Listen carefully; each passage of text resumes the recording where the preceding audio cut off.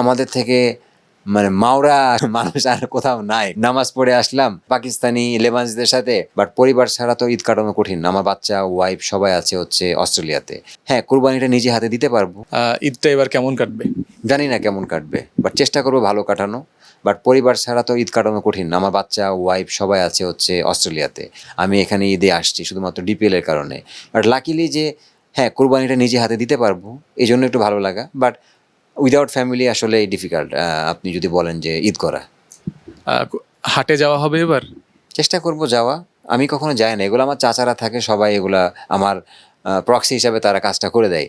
But আমার এই হেডেকটা নেওয়া লাগে নাই কখনো। কুরবানি জবাই করা বা কুরবানি সার্ভ করা, মাংস সবগুলো আমার চাচারা এগুলা করে, আমি যার সামনে থাকি।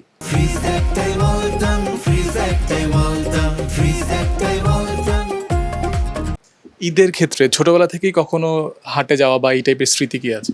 একবার গেছিলাম মনে হয়। যাওয়া হয় না কেন? যাওয়া হয় না আসলে। আমাদের এলাকা থেকে আসলে ওই মানুষের বাসা থেকে আমাদের গরুটা কেনা হয়ে যায়। আমরা হাটে খুব কম যাওয়া হয়, খুবই রেয়ার।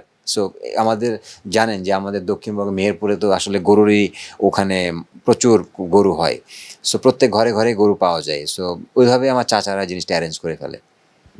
পরিবার থেকে দূরে থাকা কিংবা এই বিষয়গুলো বিশেষ করে যখন খেলেছেন তখন কি ওই যে ঈদের সময়টা আসছে যখন খারাপ লাগে?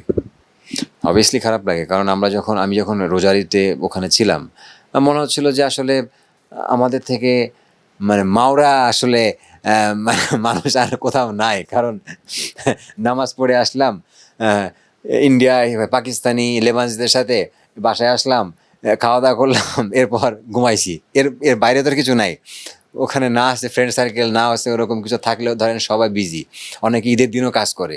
সো ওই দিক থেকে অনেক টাফ